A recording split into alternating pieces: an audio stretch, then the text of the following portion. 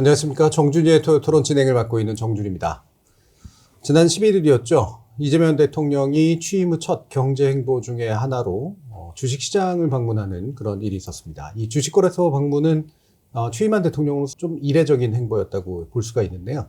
그만큼 취임 초부터 한국 주식시장의 활성화를 상당히 염두에 둔 그런 행보를 보이고 있습니다. 이런 의미와 함께 지금 최근 상법 개정안이 또 맞물리면서 자본시장의 합리화에 관련된 여러 가지 논의들이 활성화되고 있는데요. 주주에 대한 이사의 충실 의무를 규정하고 있는 이 상법 개정안, 그동안 왜 통과가 그렇게 어려웠고 이것이 만약에 이번에 통과가 된다면 과연 실제로 자본시장의 합리화에 기여할 수 있을지, 또 우리나라 재벌 구조의 또 체질 개선에 또 기여할 수 있을지 여러 가지 의문점들이 이제 나섭니다. 오늘 그 논의 정준의 토요토론에서 제대로 한번 논의해 보겠습니다. 정준의 토요토론 지금부터 시작합니다. 좀 긴장되는 면도 있습니다. 편하게 하세요. 형이다 이렇게 생각하고.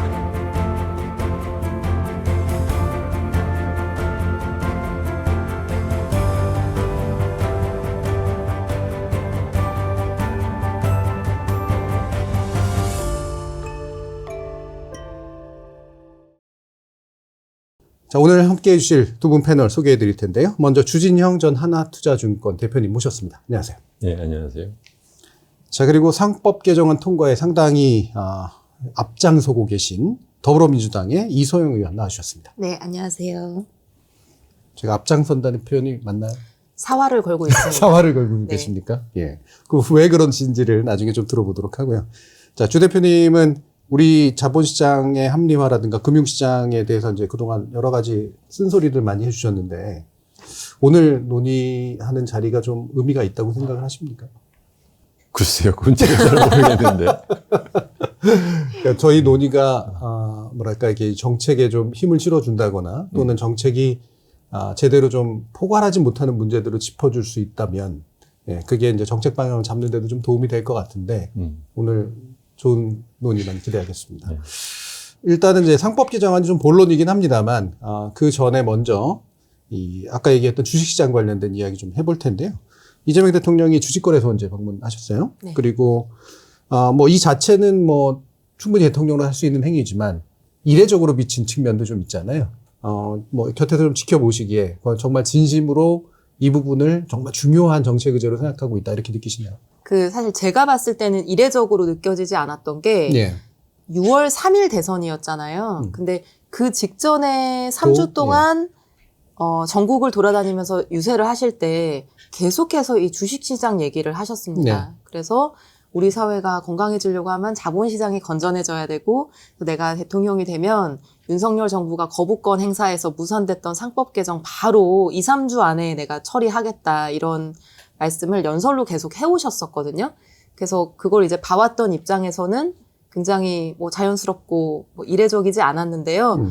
정치인들이 예. 어떻게 보면 주식시장에 큰 관심이 없었다고 평가받았던 거는 사실이고, 이제 대통령이 주식시장을 막 강조해서 주식으로 돈 벌게 해주겠다고 얘기한 게 제 기억으로는 예전에 노무현 대통령이 그걸 정말 많이 강조를 하셨고, 그 이후에는 처음인 느낌이긴 합니다. 그래서 이재명이라고 하는 대통령의 어떤 사고, 중요하게 생각하는 부분을 아는 입장에서 이례적이지 않았지만 대통령의 행보로서는 조금 이례적이라고도 할 수 있겠죠. 민주당 정치인들이 이런 투자 문제에 대해서 잘 몰라서 그러는 건가요? 아니면 약간은 적대적인 느낌 같은 게 좀 있어서 그런 건가요?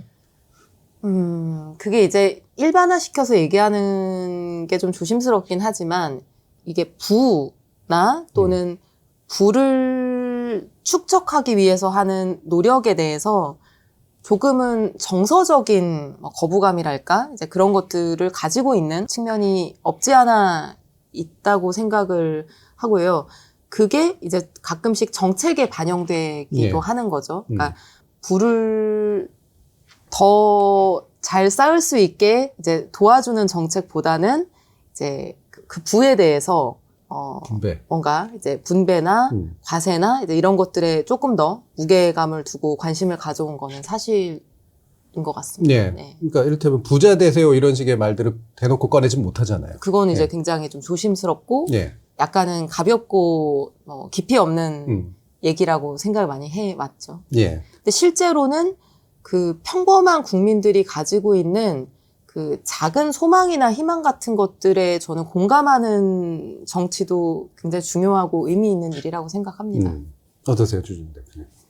이재명 대통령 행보에 대해서. 글쎄, 이게 뭐 얘기하려고 하면 굉장히 다양한 앵글에서 예. 얘기를 할 수 있는데, 금융권에서 쭉 있었던 제 입장에서 보기에는 우리나라 정치인들은 크게 보면은 경제 분야 또는 금융, 자본 이렇게 넘어갈수록 좀 더 전문적이잖아요. 네.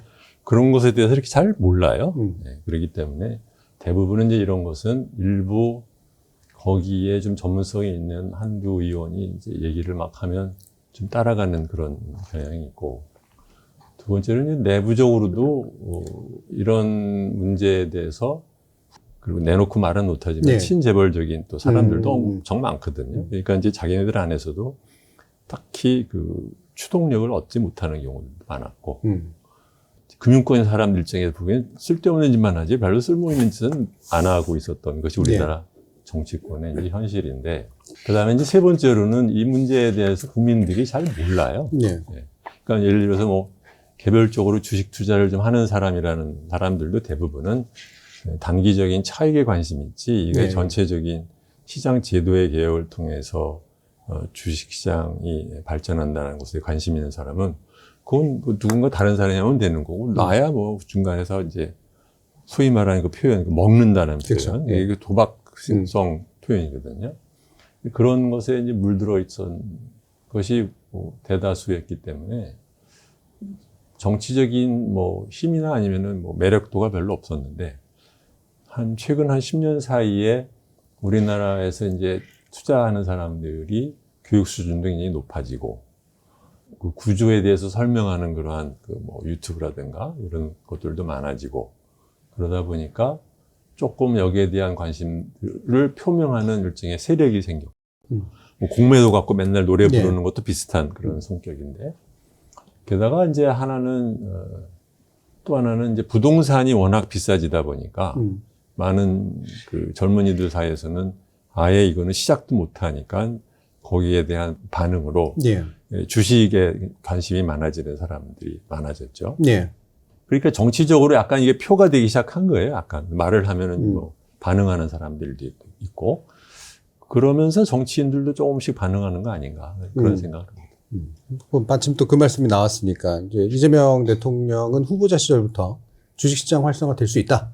활성화되면 그게 오히려 이제 부동산으로 과하게 몰렸던 자본을 이쪽으로 옮겨주는 효과가 있어서 네. 부동산 시장의 안정화에도 기여할 것이다. 이런 이제 논지로 얘기를 많이 했는데 네. 기본적으로는 동의하십니까? 별로 동의는 안 하죠. 왜냐하면 예.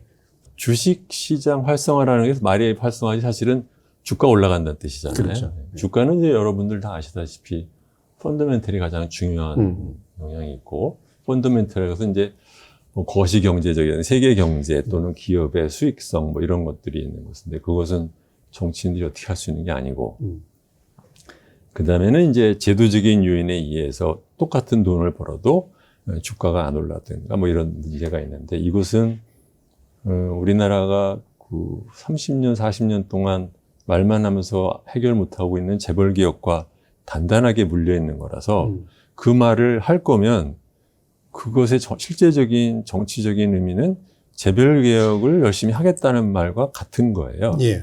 근데 막상 재벌개혁을 하겠다는 말들은 잘 안 해요. 그러면 약간 이게 아귀가 안 맞는 것이 있죠. 예. 그래서 과연 저것이 얼마만큼 제도적인 개혁을 통한 장기적인 시장 여건과 발전을 이루는데 도움이 될 수 있는 것을 할 수 있을지는 그건 아직 두고 봐야 된다. 그 왜 이 주식시장 활성화를 강조하느냐, 이재명 대통령이 강조한 이유가 뭐냐, 그리고 실제로 우리가 얘기하고 있는 부동산 공화국이 이렇게 자본시장을 활성화시키면은 조금 완화될 수 있는 거냐라고 하는 이제 질문에 대해서는 저는 그렇다고 생각하고 그게 너무 당연한 얘기가 아닌가 싶습니다. 우리나라에서 부동산 불패 신화라고 이렇게 뭐 불패 이렇게 얘기하는데, 부동산을 사면 장기적으로는 반드시 뭐 오른다라고 하는 이제 확신이 있기 때문에 충분히 그 부동산을 구입할 만한 자산을 가지지 않은 분들까지도 막 80%씩 연끌을 해서 예. 아파트를 사고 보는 거죠. 근데 그 80%씩 막 대출을 받고 막 어디에서 돈을 빌려서 연끌을 해서 그 아파트를 사면은 뭐 수십 년간 그 원금 이자 상환의 노예가 됩니다. 매달 월급 받은 게 다 이자로 나가야 되고 하니까요.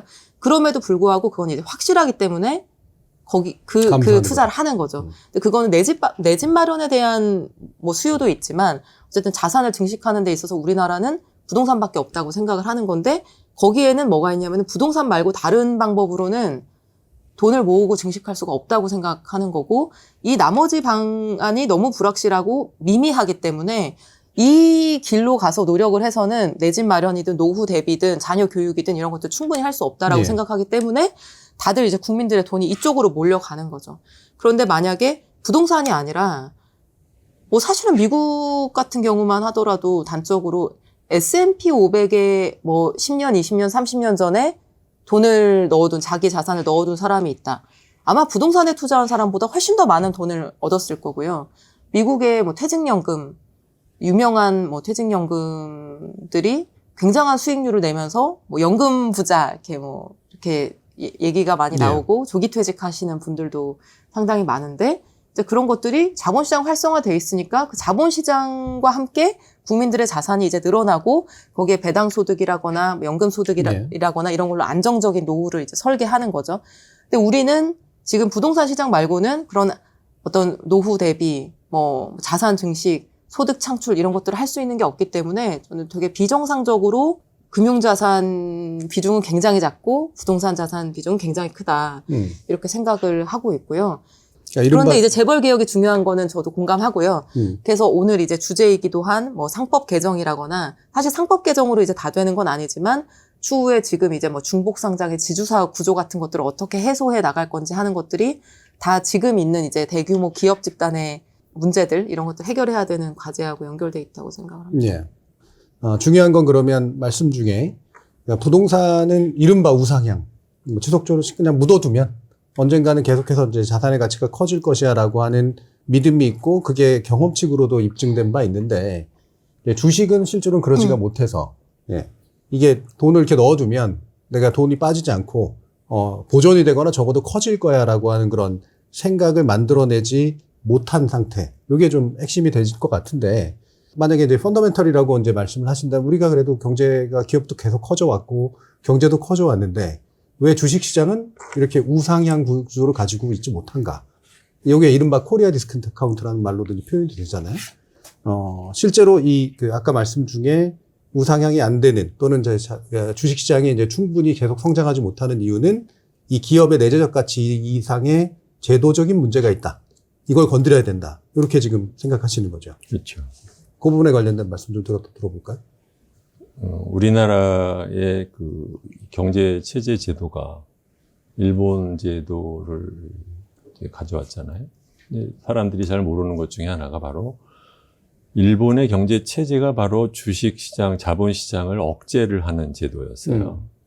이제 대표적인 케이스가 그 주주의 권한을 약하게 하고, 그다음에 배당을 높은 세금으로 올리고, 그래서 애초에 기업이 자금 조달을 자본시장을 통해서 하지 않고 은행에 의존하도록 아예 만들어버리는 거거든요.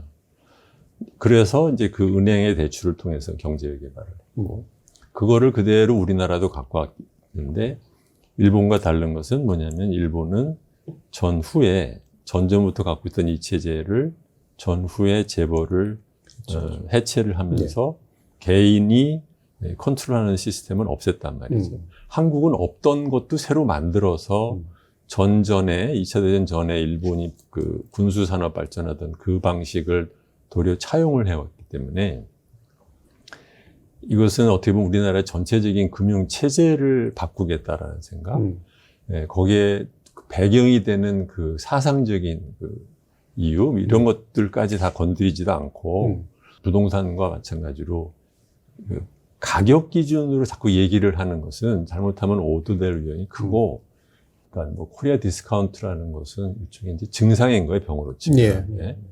그 병은 증상을 갖고 얘기를 하면 안 되고 증상의 원인을 갖고 얘기를 해야 되는 거죠. 근데 지금 물론 이제 우리의 이번 주장, 그러니까 이 토론의 주제인 이제 상법 개정이라는 것도 결국은 그러한 그 구조를 개혁하기 위한 첫 단계에 해당되는 것인데, 근데 이런 것이 조항 한두 개 갖고 바꾼 것이 아닌 것이고, 예.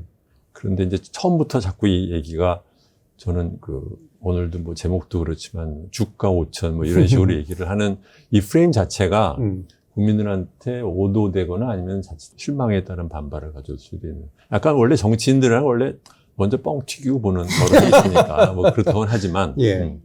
이게 조금은 지금은 조금 잘못 가는 거 아닌가 그런 생각도 좀 합니다. 네, 그러니까 주가의 변동 자체는 이제 뭐 이른바 펀더멘털도 있고 세계 경제 흐름도 있고 여기에 우리 제도적 한계도 있는 건데 제도적 한계 건드리는 건 좋지만 요거 조금 건드린다고 해서 이 나머지 요인들이 작동 안 하는 것도 아닌데 실제로 5천까지 못 가면 이 노력 자체가 별로 의미 없는 건가 이런 생각이 들 수도 있다는 말씀이잖아요. 그렇죠. 플러스 또 그걸 기대하고 투자를 했다가 만약에 손해 보는 사람도 있을 수 있고 그래서 저는 정치인이 부동산 주식 값을 갖고 말을 하는 것은 바람직하지 않다.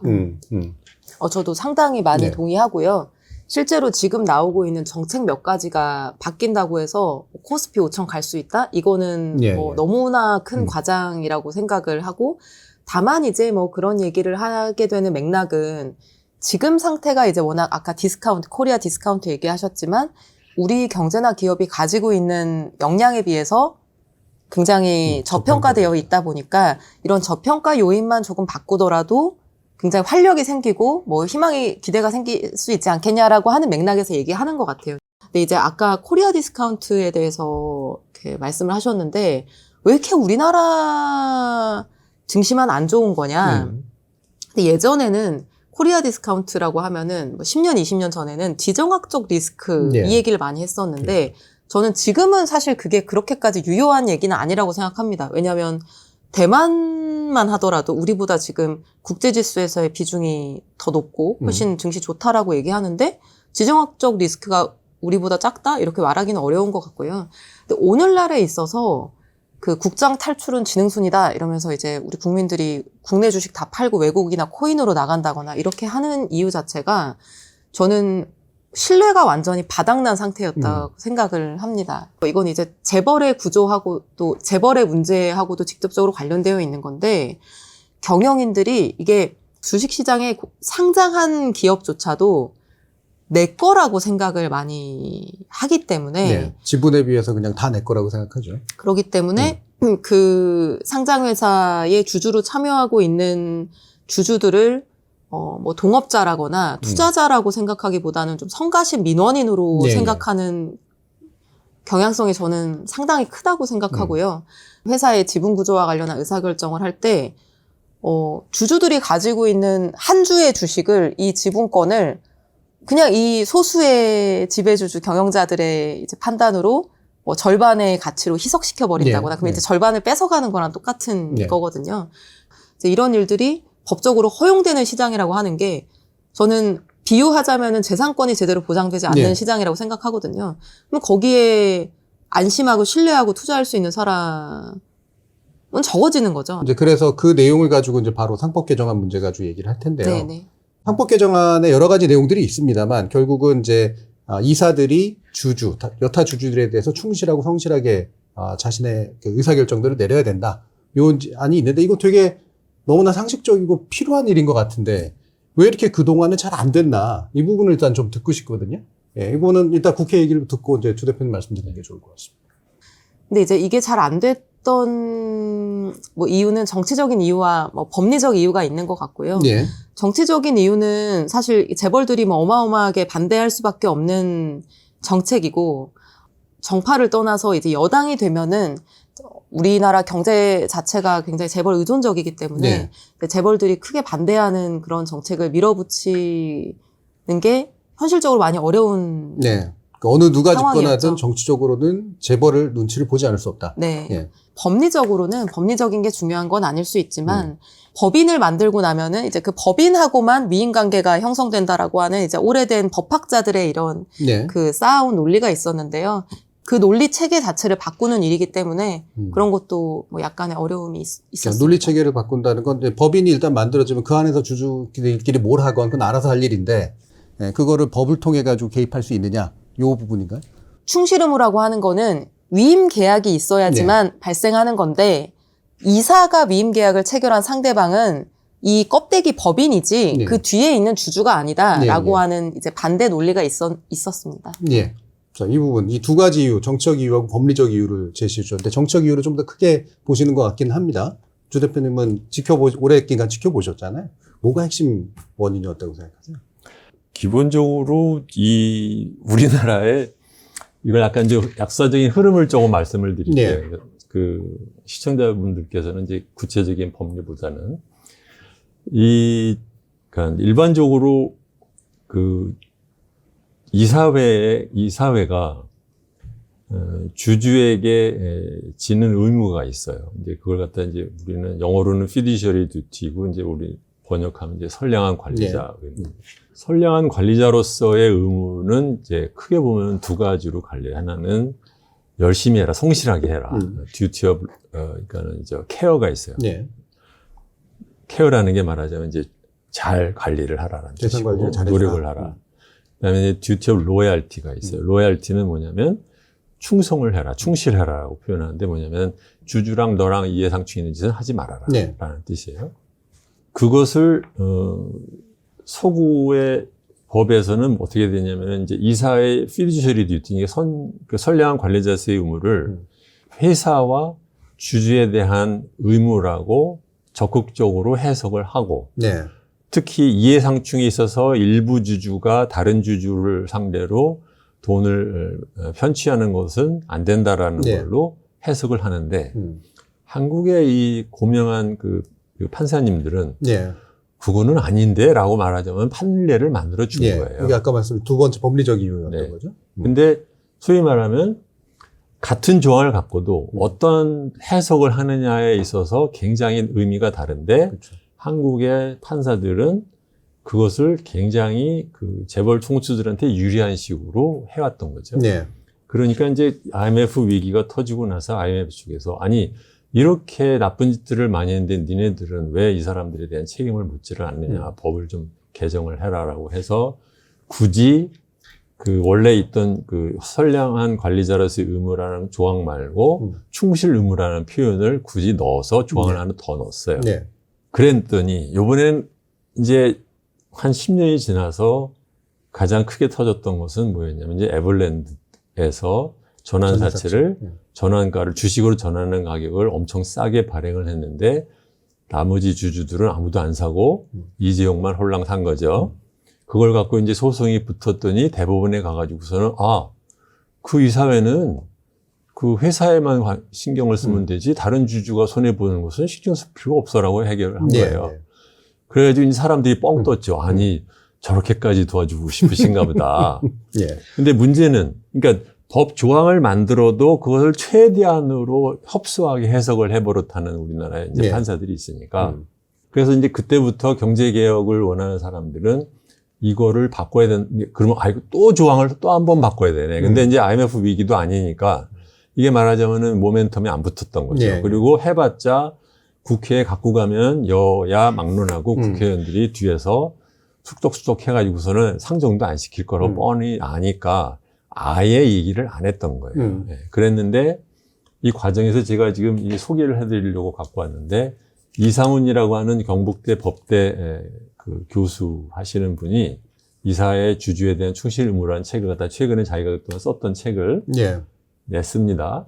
근데 이분이 이 문제를 해결하려면 저렇게까지 판사들이 재벌 총수를 도와줄 거면 아예 법 조항에다가 구체적으로 이사회는 회사의 이익에 충실해야 된다는 말 플러스 주주의 이익에도 충실하자는 말을 굳이 넣어야겠다. 네. 이거 안 넣으면 이 사람들이 죽어도 안 바꿀 거니까 라는 얘기를 했던 거예요.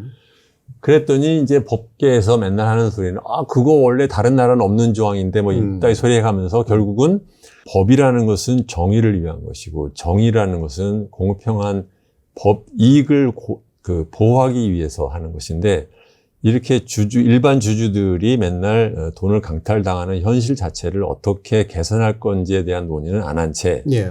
맨날 형식 논리만 갖고 이것은 이렇쿵 저렇쿵 이러고 있었던 거거든요. 예. 그러니까 이상원 선생도 말은 하지만 이게 정치적으로 얼마나 해결이 가능할까에 대해서는 본인도 희망이 이렇게 크지는 않았고 경제개혁연대나 뭐 김상존이 뭐 김우찬이니 이런 교수들도 이거 내봤자 안 될 텐데 싶어가지고 푸시를 아예 안 하고 있었는데 예. 그랬는데 저번 기 국회에서 이용우 의원은 이제 금융 전문가니까 이분이 해박한 사람이고 또 초선이다 보니까 뭐라도 좀 하고 싶은 또 의욕도 좀 있고 그러니까 이것을 그 법안으로 낸 거예요. 박주민 의원도 냈고 예. 비슷하게. 지난 회기에서 이것이 저 법사위에서 논의도 안 된 채 그냥 자동 폐기가 됐어요. 예. 관심을 안 보여서 여야 할 것 없이. 예. 그랬는데 재밌는 것은 윤석열 대통령이 취임하고 나서 24년 말인가에 이 얘기를 갑자기 꺼낸 거예요. 예. 그래서 소위 말하면 이제 그 당시에 밸류어 뭐 이런 소리를 할 때 그랬더니 거기에 이제 덧붙여 가지고서 한동훈 그 당시 대표 법무부 장관이죠. 법무부 장관과 그 금융감독원 이복현 씨가 또 적극적으로 나온 거예요. 예. 저는 이거를 보고 굉장히 의외라고 생각을 했어요. 그래서 제가 이용호 의원한테 물어봤어요. 이 사람들이 왜 거기에 대해서 처음에는 호의적인 반응을 했느냐고 물어봤더니 이분들이 특수부 검사 출신이잖아요. 옛날에 재벌 총수를 그 배임으로 형사 기소를 했는데 맨날 끝에 가서 재판 가면은 판사들이 이거는 저 경영 판단에 의한 걸로라서 그 주주에 대한 손해를 봐도 괜찮다라는 식으로 해서 풀어주니까 이제 약이 올랐던 거죠. 그래서 이 조항을 바꿔야만 검사들도 뭘 해도 의미가 있겠다라는 생각을 했던 예. 거죠. 그래서 이제 말하자면은 특수부 검사 출신들은 이 조항의 그 중요성을 이해를 하고 조금 운을 띄우다가 재계에서 반대를 하니까 또 쑥 들어간 거죠.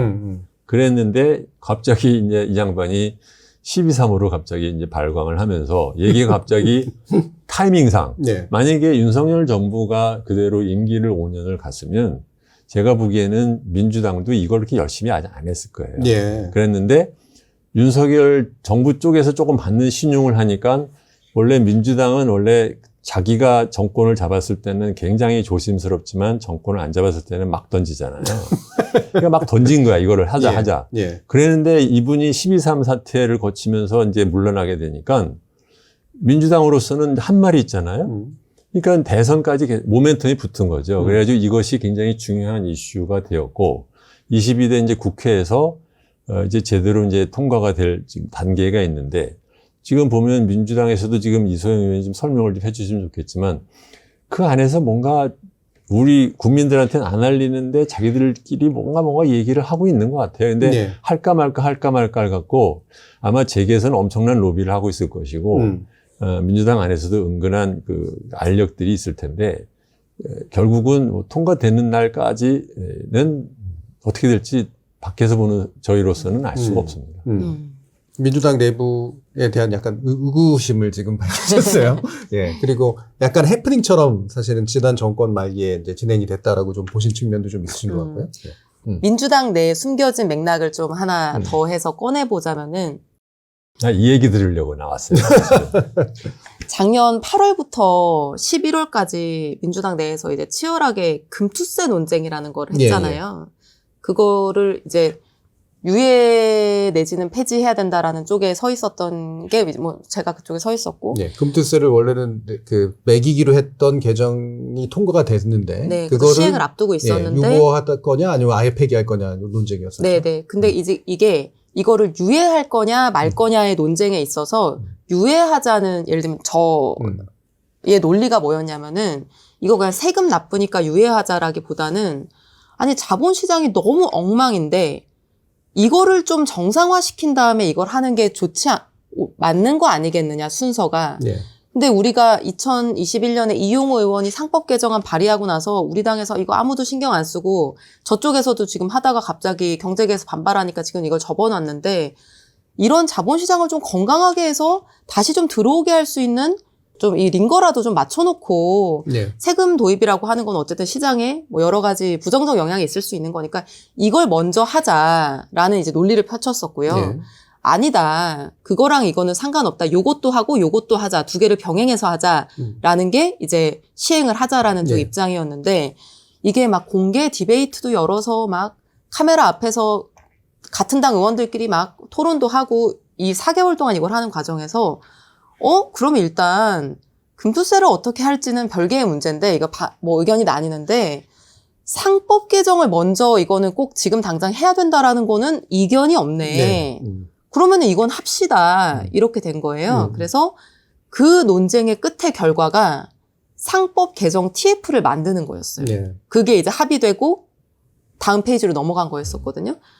그러니까 이제 요거는 당내에서 이견도 없고 얘기하다 보니까 정말 필요하고 민주당의 방향성하고도 너무 잘 맞는 거고 저쪽에서도 심지어 하겠다라고 한 적이 있으니까 우리가 명분도 있고 네. 그래서 이거는 추진하자라고 해서 이제 동력을 받았던 거고요.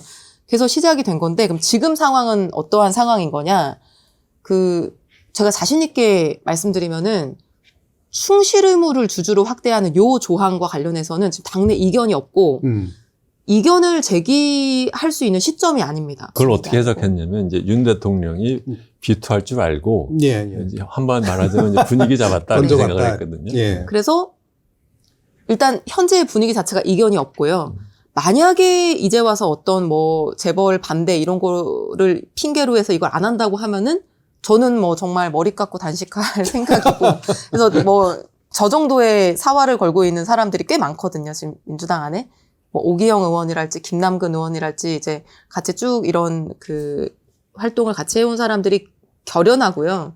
실제로 금요일 날 김병기 원내대표가 선출되고 나서 첫 번째 일성이 상법 개정이 첫 번째다. 1순위로 그건 할 거다라고 얘기했기 때문에 그거는 의심하실 필요는 없다고 생각하고 제 전망으로는 2주 안에는 본회의 통과 2, 3주 예. 할 것 같습니다. 유일한 절차적인 거슬리는 거는 지금 법사위원장이 공석이거든요. 예. 그래서 법사위원장이 선출이 되고 소위 전체 회의를 해야지만 본회의에 올릴 수 있어서 그 시간이 걸릴 뿐입니다.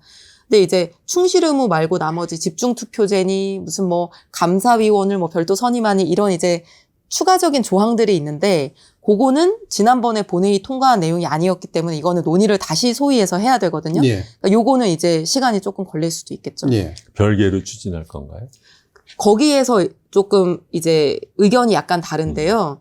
예를 들면 오기영 의원님 같은 경우에는 요것도 한꺼번에 그냥 금방 뭐 한두 번 회의하는 거는 1, 2주밖에 안 걸리니까 이것까지 해서 요 5개 아이템을 한꺼번에 통과시키자는 생각도 하고 계시고 예. 근데 저는 조금 초조한 마음에 혹시라도 뭐 변수가 생기면 안 되니까 핵심 안건부터 일단 통과를 시키고 예. 요 3가지는 뭐 다음 달이든 다다음 달이든 조금 더 논의해서 통과시키는 게 좋지 않냐는 생각입니다. 근데 충실 의무 자체에 대한 논의는 이견이 없습니다. 예. 근데 지금 또 혹시나 몰라서 변수가 있을까 봐 걱정하신다면서 어떤 변수를 걱정하세요? 아니 뭐 갑자기 그 사이에 뭐 모르죠. 뭐 무슨 일이 있을지 모르잖아요. 그러니까 우크라이나 전쟁 뭐 이런 거 얘기하시다. 아니요.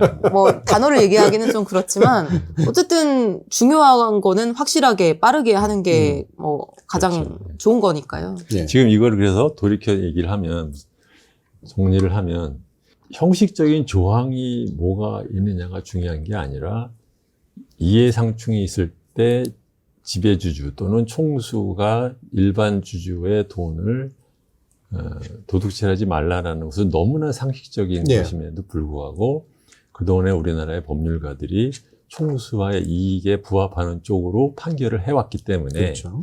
굳이 다른 나라는 없는 조항을 99년에 넣고 예. 그것도 안 들으니까 이번에는 거기다 또 구체적으로 주주의 충실한 표현도 지금 넣는 거라는 예. 것 자체가 굉장히 어떻게 보면 그로테스크한 거예요. 네. 다른 애들은 그거 없이도 다 하고 있는데 우리는 그 조항을 만들어 줘야만 하겠다는 얘기니까. 예. 근데 그 얘기는 거꾸로 말하면 이것이 설사 통과되더라도 또 모르죠. 법원에서 뭐 네. 적절한 뭐 절차를 통해서 했기 때문에 네. 충분히 소위 말하면 이제 형식적인 과정을 거쳐서 주주에 충실하려고 하는 신용만 해도 충분하다는 쪽으로 판결 내면 또 만사휴위가 되는 네, 거거든요. 네. 그래서 이것은 진일보지만 그것이 얼마만큼 효과가 있는지는 우리나라의 그동안의 그 징그러운 그 저항 세력의 힘이라는 것에 얼마만큼 효과를 볼지는 두고 봐야 돼요. 네. 맞아요. 이거 이제 그 규정 자체가 헌법 규정 같이 되게 추상적인 문구거든요. 그럴 수밖에 주주한테도 없죠. 충실 의무를 절하라고 하는 거기 때문에 개개 사안에서 이제 이거를 해석하는 거는 좀 사법부의 몫인 거고, 그 지금까지의 우리나라 사법부가 굉장히 친재벌적이었다는 걸 감안하면 이게 그냥 법조항 하나 만들어졌다고 해서 세상이 바뀐다 이렇게 보는 거는 너무 아니란 생각인 것 같고, 앞으로 이제 어떻게 해석돼 나가는지를 계속 잘 봐야 지금 돼요. 검사들은 지금 약간씩 신이 났어요. 음. 왜냐하면 이걸 갖고 그렇죠. 이제는 배임죄에다가 이제 막 걸 수 있다는 생각을 하거든요. 예. 사실은 또 근데 이러한 그 지배주주 또는 총수의 그 돈 빼먹는 짓을 이거를 맨날 그 검사한테 의존해서 배임으로 그 치고 다니는 것도 이것도 굉장히 미개한 방식이에요. 예, 그렇죠. 원래는 민사 소송을 통해서 네. 손해배상으로 풀어야 되는데, 그래서 이게 형사로 배임으로 이게 주요 효과가 드러나게 되면 그것도 꼭 바람직하지는 않아요. 예, 예. 맞습니다. 예. 네.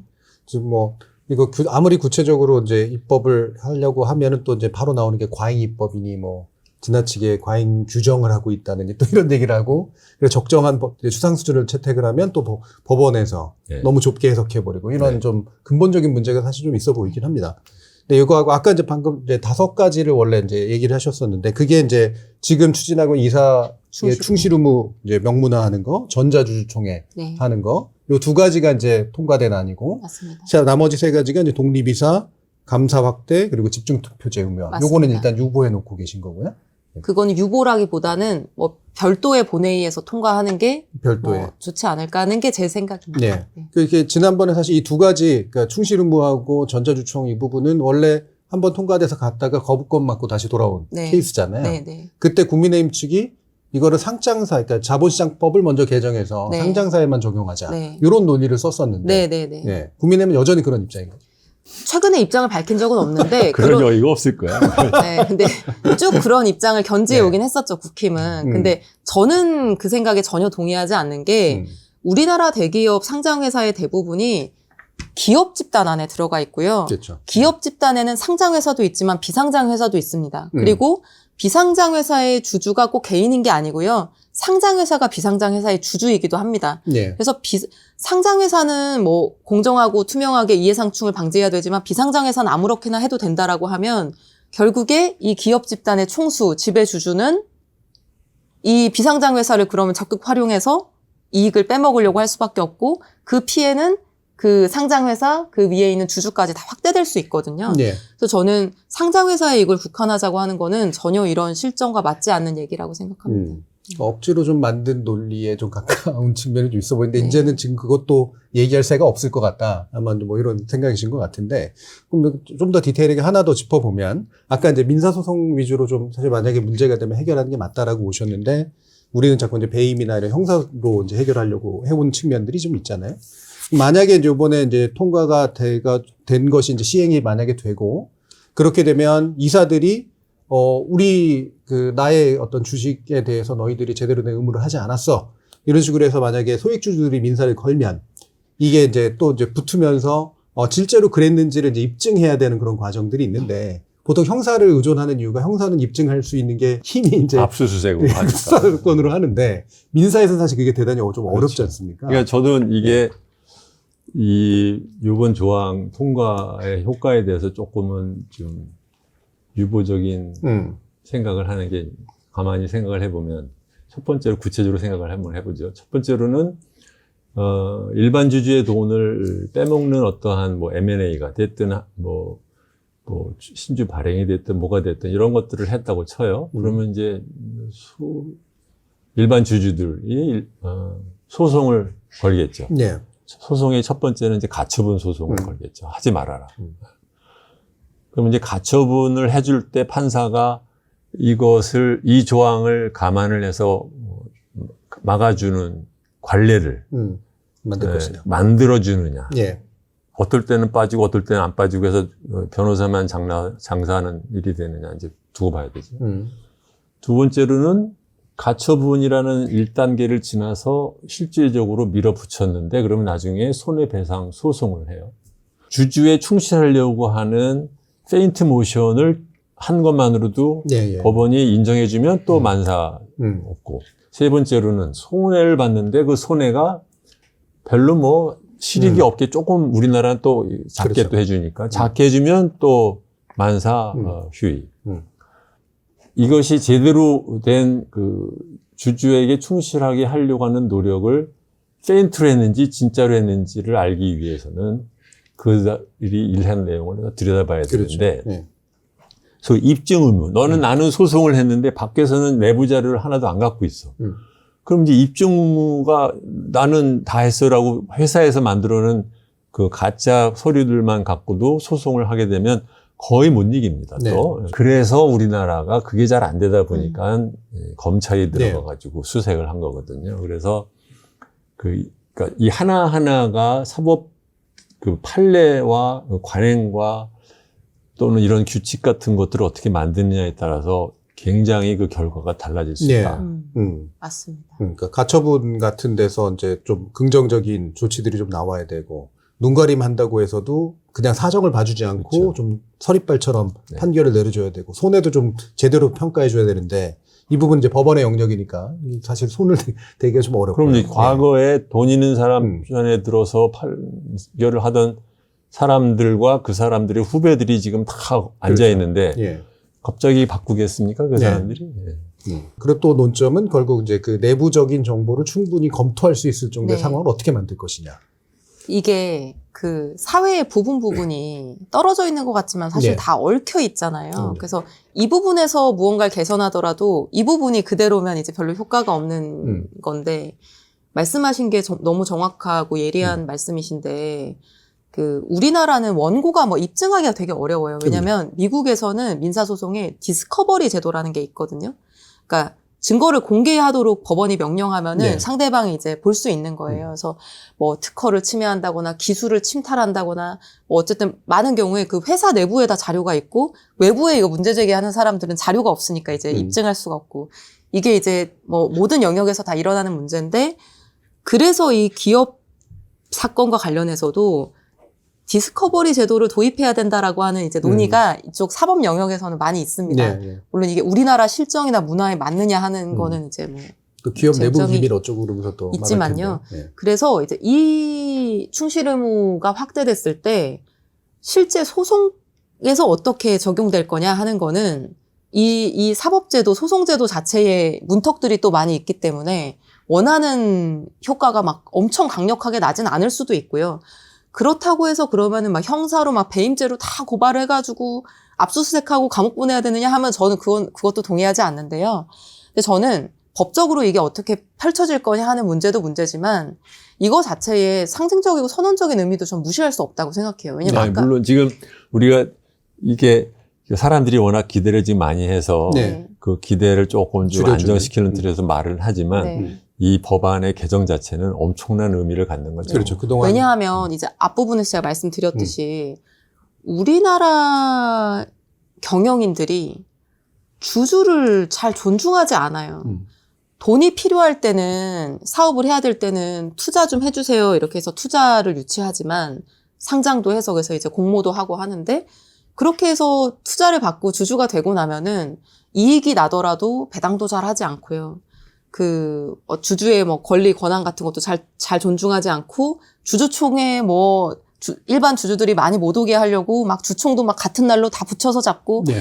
막 이런 주주를 존중하지 않는다는, 아까 이제 민원인으로밖에 생각 안 한다 이제 이런 말씀 드렸는데, 주주 충실 의무가 도입된다라고 하는 거는 그 경영진들, 이사들한테 주주를 존중해라라고 얘기하는 거거든요. 네. 당신들의 법적인 책무에 주주를 존중할 책무가 있다라고 선언해 주는 거기 때문에 저는 그게 우리나라의 앞으로의 경영 행태나 이런 거에 있어서 영향 많이 미칠 수 있다고 생각합니다. 예. 그러니까 뭐 이 정도면 그래도 충분히 큰 변화인데, 물론 아직도 우리가 기다려야 할 게 많지만, 아니요. 예. 충분히 크지는 않은데 예, 예. 의미 있는 변화죠. 의미 있는 변화인데, 예. 그러나 이제 법원이 어떻게 할 것이냐, 그리고 법원이 좀 더 긍정적인 방향으로 움직이도록 어떻게 좀 기타 제도적 보완 내지 상황을 만들 것이냐, 이 부분에 대해서 혹시라도 좀 짚어주실 부분이 있을까요? 보완할 게 좀 너무 많을 것 같긴 한데. 글쎄, 그거는 뭐 우리나라 사법개혁과 관련이 되는 거라서, 그러니까 우리나라 제도를 잘 보시면 말이 그러니까 삼권 분립이지만, 예, 그 판사들이 이제 관료화돼 있잖아요. 네. 예. 그다음에 이제 자기네들끼리 이제 해먹는 중에 이제 귀족화돼 있어서 이거는 이제 헌법으로 풀 수 있는, 그러니까 법원에 관련된 개혁과 연결이 돼 있어요. 네. 지금과 같은 우리나라 법원의 운영 방식으로는 효과일 가능성도 있습니다.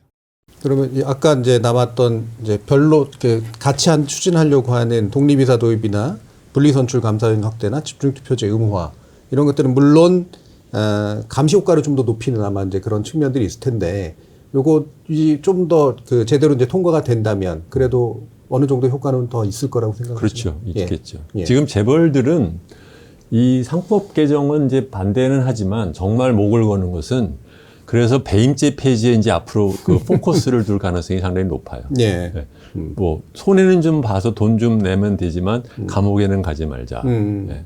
그러면 약간의 딜을 그렇게 하는 건가요? 아니요, 이제 앞으로 이제 예. 그 민주당 국회의원들한테 배임죄 폐지하자고 엄청난 로비를 할 겁니다. 예. 그러니까 뭐 이거 통과된 김에 그 배임죄 폐지하자 이런 식으로 혹시 들어올 수 있나요? 그 배임죄 폐지는 오래된 뭐 정경련 때부터 주장해온 건데요.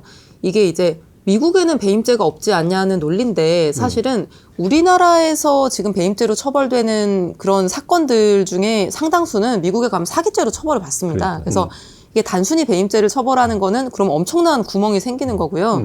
이걸 이제 합리화해서 뭔가 조금 더 구체화하고 이걸 굳이 처벌할 필요까지 있나 하는 이제 퀘스천 마크가 드는 것들은 좀 빠질 수 있게끔 조정하는 거는 뭐 많은 분들이 공감한 데도 있다고 생각합니다. 네, 그러니까 형사처벌 영역을 일부 줄여줄 수는 있다. 네. 네, 그러나 근데 이제 거기에서 이 의원이 그 변호사 출신이시니까 잘 아실 텐데 우리나라가 또 사기에 대한 그 정의가 네네. 굉장히 좁아요. 네. 네. 사기로 몰아가려면은 사기죄로 처벌 안 받죠. 네. 그러니까 그게 그 이유가 서구에 비해서 사기에 대한 요건이 굉장히 엄격합니다. 네. 그게 이상하게 돼 있어요. 맞아요. 우린 또 배임이 있기 때문에 이게 이제 그 사기는. 칸막이를 나눠놓은 건데 이게 없어진다고 하면은 전반적인 조정이 필요한 네. 거죠. 배임으로 형사처벌 가능성을 줄여준다고 하더라도 이제 그렇다면 사기로 걸 수 있는 가능성은 넓혀줘야 되는 측면도 있겠네요. 네. 예. 그게 아까 디스커버리랑 관련되는 네. 건데 뭐냐면 우리나라에서는 사기에서 고의성을 굉장히 강조를 그렇죠. 해요. 예. 근데 고의인지 아닌지를 사람 머릿속에 들어가서 알려면은 그 사람이 남긴 뭐 이메일이나 편지 이런 것들, 트럼프가 이메일 안 한다는 것도 다 그런 건데 그 자료는 기업 안에 있어요. 근데 기업 안에 들어가지를 못해. 네. 사기로 하려고 하면은 이제 결국은 검사가 쫓아가가지고 너 이게 고의적으로 했다는 걸 밝혔는데 검사도 고의를 밝히기 굉장히 어려워요. 네. 그런 문제가 있습니다. 그러면 이거하고 이제 연결해서 아까 이제 금투세 얘기 나왔던 부분에 대해서 좀 더 그 기타 추가 쟁점들을 가지고 얘기를 해볼 텐데 네. 자본시장 관련된 여러 기타 정책들이 좀 있고요. 그중에 아까 이제 금투세 나온 거 먼저 좀 짚고 가죠. 이렇게 내부에서는 오히려 금투세를 해야 된다, 아니면 유예해야 된다, 또는 폐지해야 된다 논의하다가 상법 개정안이 오히려 공통 분모가 돼가지고 추진하게 된 것으로 지금 얘기해 주셨는데 금투세 요 최근 폐지 입장에 대해서 폐지한 것에 대해서는 어떻게 평가하십니까? 아주 비판적으로 생각하죠. 네. 절대 해서는 안 됐어야 될 일이다. 근데 뭐 우리나라에서는 뭐 그리고 아까 이제 굳이 말하면 이제 이소영 의원의 입장에서는 우리가 자본시장의 상황이 워낙 안 좋으니 여기다가 또 이제 금투세까지 얹으면 더 안 좋아지고 실제로 사실은 투자자들의 불만은 거기에 있긴 했었거든요. 예. 그러니까 그거를 좀 들어준 입장인데. 저는 기본적으로 조세 제도라고 하는 게 조세도 그냥 정책 중에 하나인 건데 정책 효과를 기준으로 하면은 할 이유를 찾기가 어려웠어요. 시행을 할 이유를. 그러니까 주식 양도 차익에 대해서 세금을 내는 거는 어떻게 보면 당연한 겁니다. 원리적으로 당연하고 안 내는 게 이상한 거죠. 다른 소득은 다 세금을 내니까요.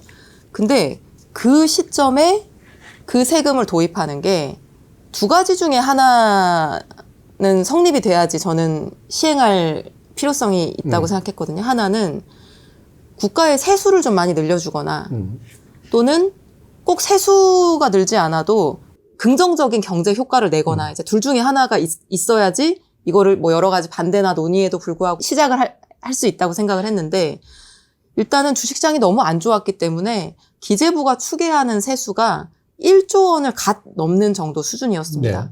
그런데 당시에는 금투세를 시행하는 대신에 거래세를 단계적으로 네. 디스카운트하고 그러니까 인하하고 있는 상황이었기 때문에 그 마지막 해에 남은 거래세를 줄이는 것만으로도 굉장히 세수 손실이 있었거든요. 네. 근데 거래세는 확실한 세수고 금투세는 좀 불확실한 세수고 그러니까 이게 세수는 늘어나는 게 아닌 거예요. 근데 두 번째 그러면은 이 세금을 도입하는 것이 뭐 우리나라 경제나 뭐 또는 뭐 부동산 시장, 주식 시장 아니면 가계 경제 이런 데에 도움이 되는 측면이 있냐. 그 당시의 시점이 뭐 우리나라 자금이 뭐 수십조 원이 빠져서 외국으로 나가고 있는 상황이었고요. 그래서 주식시장은 계속 밑으로 가라앉고 또 외국으로 나가거나 아니면은 사실은 사회적으로 큰 가치는 없는 코인 시장으로 나가고 부동산 시장으로 나가고 그럼 이 상황에서 완전히 가라앉고 빠져나가고 있는 시장인데 여기에 추가 세금을 도입해서 악재를 만든다라고 하는 게 과연 어떤 긍정적인 정책 효과가 있는 것이냐라고 했을 때 부정적인 효과가 만약 예상된다고 했을 때는 저는 이 원칙과 조세정이 약간은 양보할 수 있어야 예. 된다고 생각했거든요. 예. 그래서 저의 생각은 그런 논리였어요. 그러니까 세수 증가 효과도 별로 없고 경제 유인도 안 됐었기 때문에 원칙을 좀 접을 필요는 있었다. 네, 왜 해야 되는가 지금. 그 우리나라의 그 세금에 관련된 그 논쟁의 커다란 그 결함이요. 모든 문제를 증세, 감세라는 툴로 봐요. 네. 네. 예, 이것은 제가 보기에는 약간은 보수 측에서 만들어낸 그 프레임에다가. 덕에 민주당이 이제 걸어 들어간 건데 공평하냐 아니냐라는 이슈로 봐야 되는 네. 거거든요. 조세 정의의 문제로. 네. 예. 그러니까 조세 정의라는 면에서 무슨 문제가 있냐면 우리나라 세금 제도의 큰 결함 중에 하나가 뭐냐면 자산에서 나오는 소득에 대한 세금이 굉장히 취약해요. 네. 그래서 옛날부터 물품세니 부가세니 아니면 개인 소득세니 법인세에 의존하는 비중이 지나치게 크고 거기에 비해서 자산에서 나오는 소득에 대해서는 세금을 안 물리는 방식이었단 말이죠.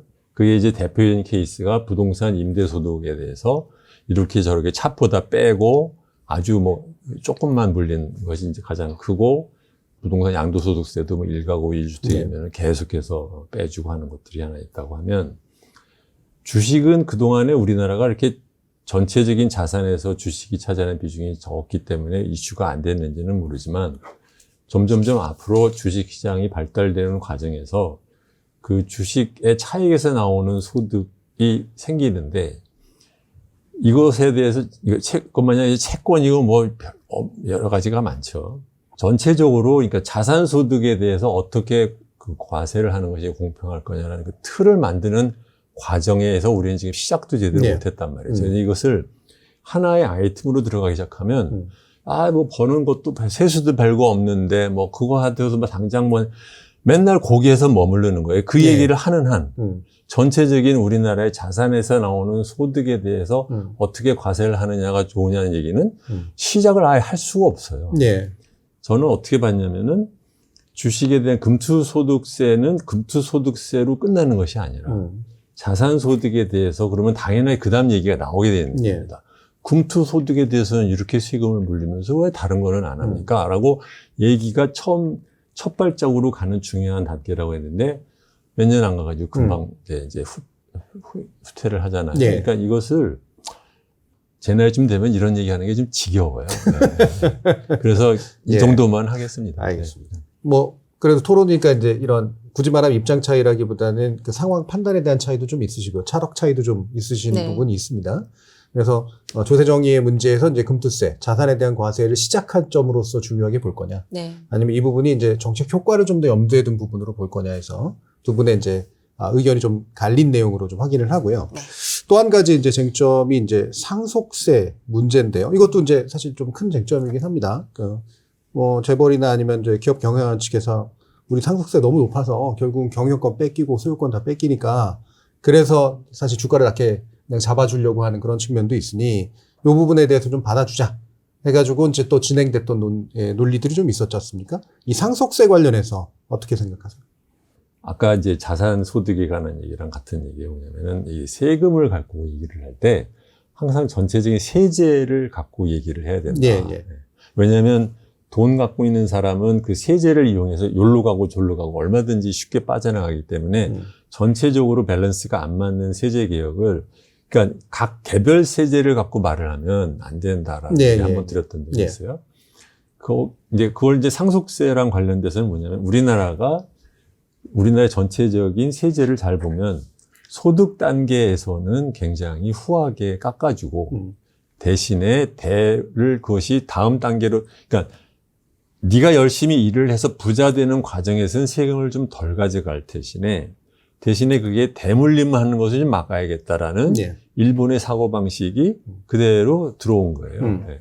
그런데 여전히 소득세에 관련된 것 또는 법인세에 관련된 것은 자꾸 누르면서 그거는 놔둔 채 상속세 높아요라고 노래를 하면 예. 그러면 거꾸로 제대로 전체적인 밸런스를 보려면 개인소득세, 법인소득세, 자산소득에 관련된 세제를 어떻게 바꾸는 거랑 같은 틀 안에서 얘기를 해야 전체적으로 의미가 있는 논의가 되지 상속세 하나만을 갖고 얘기를 하면 야 너는 네가 딴 거는 다 놔두고 요거만 너한테 불리한 것만 바꾸자는 얘기가 된단 말이죠. 그러니까 상속세 자체가 지나치게 높아 보일 수 있다는 것은 저도 동의를 하는데 예. 그것만 보면 안 된다는 거죠. 그래서 교수님 말씀은 이게 상속세 자체보다는 상속세가 주식시장에 미치는 효과에 그렇죠. 대한 이제 예. 논란이 있으니까 요거에 대한 해법이 있느냐라는 질문인 예. 것 같거든요. 근데 이제 실제로 상속세가 높고 낮고 이걸 떠나가지고 주식의 시가라고 하는 거는 경영자가 마음을 먹으면 막 뭐 배당을 많이 해서 좀 높일 수도 있고 아니면은 뭐 안 좋은 뉴스를 많이 내보내가지고 좀 낮출 수도 있고 그런 거잖아요. 근데 이 시가를 기준으로 상속 증여세를 계산하도록 상장회사의 경우에 그렇게 해놨다 네. 보니까 대주주 입장에서는 대주주들은 내가 경영자인데 이 주식을 팔 것도 아니고 당분간 그리고 이 주가가 올라봤자 내가 나중에 세금만 많이 내지 상속세만 많이 내지 해서 이제 누를 유인이 있는 네. 거잖아요. 그러니까 이제 주가를 높이기 위해서 노력하기보다는 누르는 거고 그게 이제 디스카운트의 요인 아니냐 이제 이런 지적들은 현상적으로는 전 뭐 맞는 지적이라고 생각하고요. 그래서 제가 이제 그 고민을 좀 하다가 제가 발의한 법이 하나 있는데 그게 어떤 거냐면은 PBR이 0.8 이하, 그러니까 좀 낮은 너무 주가가 낮은 회사들 같은 경우에는 시가 기준이 아니라 이 공정가치평가 기준으로 상속세를 부과하자라고 하는 법안을 내기도 했었는데 예. 어쨌든 이게 상속세라고 하는 거는 그 대주주 프리미엄 20%를 제외하고는 모든 재산에 공통적으로 적용되는 거기 때문에 주식시장에서의 주가 누르기 현상만을 해결하기 위해서 상속세 전체 세율을 낮추는 거는 저는 너무 이제 작은 문제를 해결하고자 큰 문제를 손을 대는 느낌이 네. 있고요. 결국은 어느 쪽이든 아마 키를 쥐고 있는 재벌들 쪽에서 안 받을 가능성이 높은 제안들인 것 같긴 하고요. 네. 근데 이제 네. 우리나라가 언제부터 재벌 소수의 재벌 그래요. 중수가 반발하면 네. 입법도 안 되는 네. 나라가 됐냐는 거죠. 예. 원래 그런 나라였지 않나요? 예전에? 지금 이제 좀 바뀌고 있는 거고. 그러니까 이런 것들이 다 이제 보면은 계속 주 대표님 강조해 주시다시피 이게 전체 세제의 공정성과 합리성을 만드는 데 안에서 끼워 맞춰야 될 것들을 자꾸 이제 개별 주가 오를 거냐 떨어질 거냐라는 문제로 이제 하다 보니 생기는 건데 그래서 하나를 더 그런 얘기는 해야 됩니다만 배당소득 이제 분리과세에 관련해서는 이소영 의원님께서도 또 주도한 내용이 좀 있으시기 때문에 네네. 그럼 왜 그럼 그 안을 내셨는지는 얘기하시죠. 제가 설계한 건 뭐냐면 배당 성향이 35% 이상인 회사에서 나오는 배당 소득에 대해서만 예. 분리과세 혜택을 주는 거거든요. 근데 이게 35%라고 하는 나름의 기준을 제시하면 이게 이제 시장에서 주주들 입장에서는 요 밑에 있는 기업들한테 예. 야, 그 이상 우리도 올리고. 35% 이상 올라가자. 그래야 우리도 혜택 받고 당신도 네. 혜택 받을 거 아니냐. 이게 이제 나름의 기준처럼 작동할 가능성이 네. 있거든요. 예를 들면 삼성전자 지금 배당 성향이 29%인데 삼성전자 주주들이 가만히 안 있을 거잖아요. 그럼 이제 배당을 네. 올리는 기업들이 나올 겁니다. 예컨대 삼성전자든 현대차든 굵직한 기업들 몇 개만 계산을 해봐도 예, 예. 누구한테 얼마가 줄어들고 전체 세수가 얼마가 늘어나는지 약간은 계산이 가능하거든요. 그래서 그렇게 해보니까 결론적으로 이 회사들에서 배당이 늘어난다는 전제 하에서 대주주들의 세금이 좀 낮아지는 건 맞는데 예. 전체 이 모수 배당이 늘어나면서 외국인과 일반 투자자들이 내는 예. 배당 소득세는 늘어나가지고 2천억 원 정도의 위에서 줄어드는 세수를 만회할 수 있는 정도의 효과가 예. 나지 않을까라는 게 이제 그렇게 되면은 35% 밑에 있는 회사들에서 배당을 늘릴 요인도 주면서 세수 감소도 예. 뭐 없거나 적은 방식이 되는 거죠. 예. 어쨌든 그래서 핵심은 일정 기준을 배당 성향이 있는 회사들을 기준으로 잡아주면 유인도 생기고 네. 세수 줄어드는 효과도 좀 떨어질 수 있다라고 생각해서 이제 요 안을 내신 건데 네. 간단하게라도 코멘트 해주실 생각 있으신가요? 크게 보면 소탐대질이고 소탐대질이다. 공교로 지나치게 공이 많이 들어가는 예. 제도고. 그러니까 너무 많은 신경들을 써야 된다. 그리고 이게 배당을 더하기 위해서 뭘 한다. 이게 어프로치 전체가 잘못된 거라고 저는 봐요. 왜냐면은 아까 우리 모두에 말했듯이 기본적으로 자본시장의 정상적인 운영은 투명성을 올리고 투자가 보호를 하면 투자가 보호를 잘 하는 기업이 투자가한테 인정을 받기 위해서 행동을 하도록 그렇게 네. 얘기를 갖다 몰고 가는 것이 순리지. 자꾸 나머지는 놔두고 자꾸 요렇게 조금 받고 저렇게 이게 이제 문재인 정부가 하다가 망한 그 맞춤 정책 예. 그런 핀셋 거거든요. 정책. 예. 핀세트 너무 좋아하면 나라가 나중에 이게 뭐가 됐는지를 알기 어렵게 된다. 그래서 저는 이렇게 어프로치하는 거 별로 생산적이지 그러면은 않다고 생각합니다. 주주환원이 지금 낮다는 거는 공감을 하시나요? 당연한 얘기를. 네. 아니 그러면 이제 그거를 개선하기 위한 방법이 뭐가 있을까라는 고민을 당연히 이제 정치나 공적 영역에 있는 사람 할 수밖에 없는 거잖아요. 근데 이제 전반적인 뭐 기업 문화, 뭐 경영, 뭐 트렌드, 방식 이런 것들이 바뀌면 당연히 이런 것들이 좋아지겠지만 그럼 이제 이게 자연스럽게 좋아지는 거를 그럼 기다려야 되느냐? 또는 어떤 추상적인 상법 개정을 하면 이게 해결될 것이냐? 이제 그게 아니기 때문에 이걸 어떻게 정책적으로 유인할 거냐 하는 거에 대한 답이 있어야 될 것 같아요. 큰 그림에서 보면 우리나라의 총수들이 그 배당을 안 하는 데는 배당을 안 하고도 자기들이 돈 빼돌릴 수 있는 길이 마련히 열려 있기 때문에 그것이 가능한 거예요. 네. 즉 배당을 안 하고도 빼갈 수 있는 방법을 우리가 상법 개정이 됐든 뭐 이사회의 독립성을 강화를 하든 아니면 상장 규칙의 강화를 통해 이런 식으로 해서 손쉽게 빼갈 수 있는 방법을 막는 것으로부터 시작을 해야지 그것은 놔둔 채 그대로 그다음에 지금 하려고 하는 노력의 실효가 얼마나 있는지도 모르는 상태에서 이거 자체를 현상만을 갖다 놓고 이 혈압 강화제를 갖다 뚫리겠다고 하는 얘기가 저는 이렇게 바람직하지 않다는 거죠. 예. 그러니까 좀 더, 예, 이쪽은 좀 더 핀셋에 가까운 정책이라고 보시는 거고, 필요하다면 좀 큰 칼을 좀 써야 되는 정책들이. 큰 칼이라고 말은 좀 그렇고, 그러니까 도둑질 하는 걸 갖다 꼬박꼬박 잘 막아 나가면, 그러면 결국은 배당 뺏기 자기도 없고, 배당 아니면 파는 것밖에 네. 없는 이렇게 거죠. 저렇게 막으면 배당으로뿐이 출구가 안 열리는 네. 그런 방식 맞다. 네. 아니 사실 배당보다 급여로 받아가는 게 훨씬 이익이죠. 대주주 입장에서는. 이걸 다른 사람과 나누지 않으니까. 그러니까 이게 사실은 제 어떤 고민의 흐름도 대표님하고 똑같은 흐름이거든요. 그러니까 상법 개정이 이런 것보다 훨씬 더 중요하다고 처음 이제 생각하게 된 거는 나쁜 짓을 못하게 일단 막는 게 1단계여야 된다고 생각하기 때문이었고 그 문제는 상법 개정은 지금 앞까지 와 얘기를 있대요. 하는 게 뭐냐면 네. 옛날부터 경제 개혁을 하고 싶어하는 사람들이 했던 얘기 뭐냐면 그래서 우리나라가 지금 임원의 보수에 대해서 총액 한도로 그 주총에서 의결을 합니다. 이제 그렇기 때문에 그 소위 말하면 경영진의 그 보수에 대해서 주총에서 그 주주의 의견이 반영되도록 하는 방식을 얘기를 해왔고 저는 그것이 훨씬 더 그 정상적인 예. 어프로치라고 생각을 해요. 네. 그래서 하여튼 이 부분은 되게 이렇게 뭐 약간 관점이나 철학의 차이일 수 있는데 저는 이 문제를 나름 이제 뭐 짧은 소견이지만 고민을 해오면서는 이게 대주주와 일반 주주를 너무 대립적으로 바라보면서 일반 주주는 뭔가 많이 혜택을 줘야 되고 대주주는 때려잡는 대상으로만 생각해가지고 이게 건전해질까 하는 사실 고민은 네. 들고요. 그 말에는 어폐가 있어요. 지금 어폐가 우리가 있나요? 말하는 것은 일반 주주와 지배주주 또는 총수가 똑같이 보상을 받도록 행동하면 된다는 거예요. 근데 맞습니다. 그것을 네네. 때려잡는다라고 지금 어프로치를 표현하는 것 자체가 부적절한 표현이에요. 아니, 그러니까 때려잡는다는 표현이 제가 이제 상대방이 그렇게 얘기를 한다는 얘기겠죠, 그렇죠? 네네네. 대주주나 경영자들한테도 유인을 주면서 행동 변화나 의사결정 변화를 이끌어 나가야 되는 부분도 있고, 정말 명백하게 나쁜 거는 이제 규제와 단죄를 통해서 막아야 되는 부분도 있고, 이런 것들이 사실은 좀 균형 있게 가야 되지 않나라는 게 네. 저의 이제 생각인 거고요.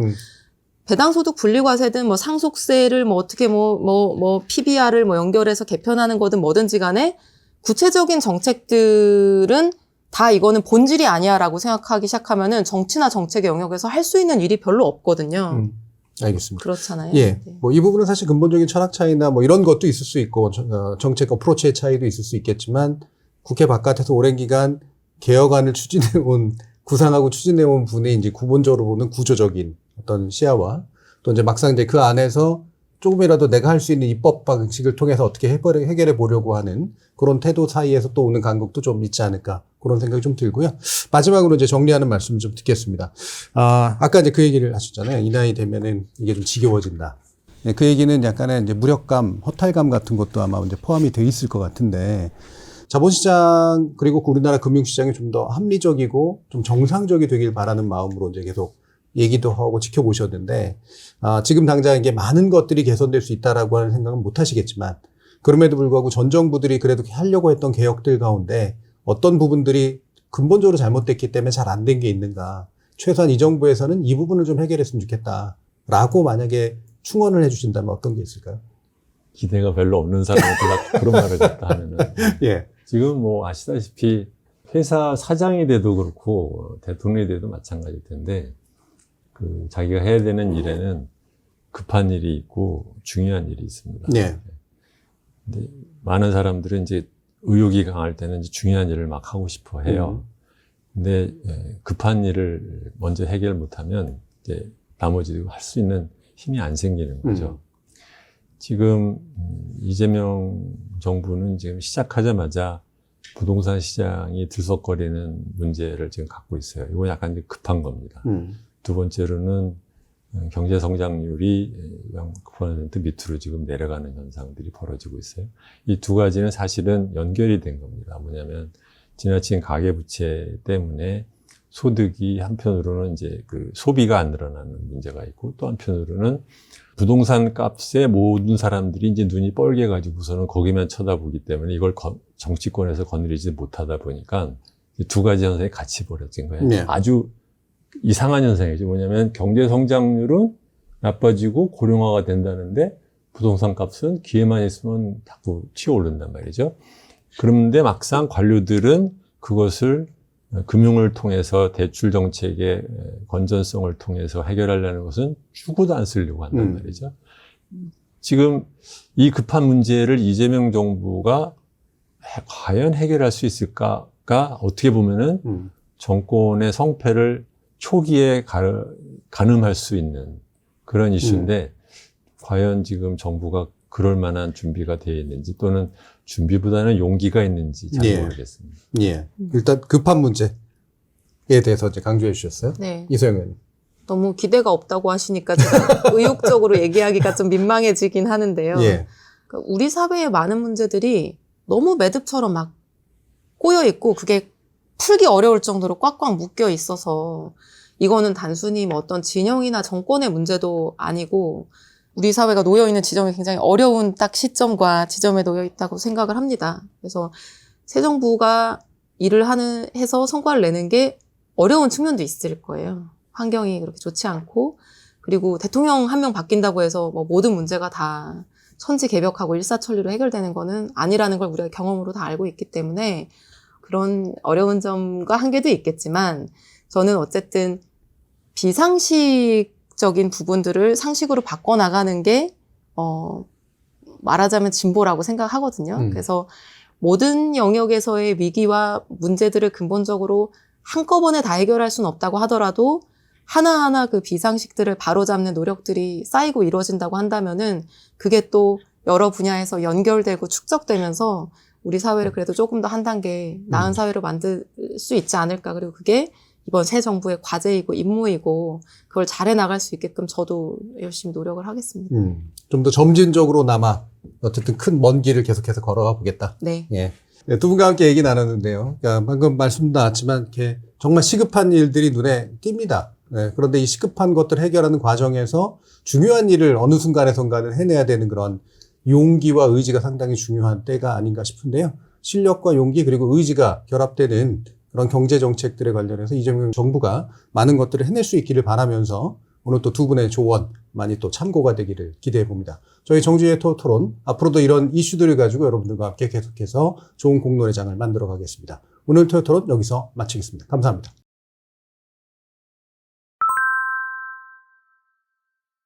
이소영 의원님은 정부하고 더 많은 좋은 일을 할 생각은 없으세요? 좋은 일이 어떤 일이에요? 강요. 아예 그거는 예. 저는 아직 뭐 예. 배울 게 많아서요. 예. 안 바쁘다고 그러셔가지고. 뭐 안 바쁘긴 합니다. 들려갈 일이 없으신 건가 해서. 요새 책을 열심히 읽고 있습니다. 그러세요? 그 김용범 이번에 그 정책수석님이 쓰신 격변과 균형 그게 하도 요새 회자가 많이 되길래 전 그때는 못 읽어봤었는데 이제 며칠 전에 주문해서 샀거든요. 그래서 뭐 어떤 생각 가지고 계신지 이런 것도 보니까 뭐 약간 예상이 되는 것도 있고 물론 정책수석 뭐 한 사람의 생각대로 가지는 못하겠지만 그래서 뭐 저는 아직까지는 인선이 제 시각에서는 그래도 좋은 것 같아요. 아직 뭐 조각도 안 했는데. 네, 그렇죠. 대통령이 당대표 하시면서 재벌 이제 회장들하고 만나셨었잖아요. 그때마다 이제 저희 상법 TF가 좀 긴장을 했었거든요. 왜냐면 세게 얘기하면 이게 영향이 혹시 있을까봐. 근데 그 몇 번의 그런 고비가 있었는데 저희가 막 이렇게 제발 양보하면 안 된다 이런 고비가 있었는데 그때마다 저희 생각보다 훨씬 단호하게 얘기를 하셨어요. 그래서 근데 이건 될 것 같아요. 뭐가? 상법 개정. 상법 요거 하나는 되죠. 이제는 못 돌리지.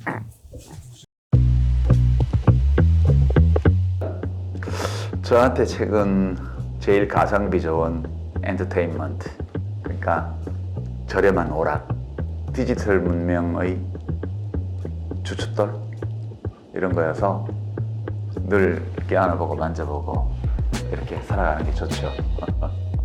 제1회 사람 사는 세상 책문화제 만관부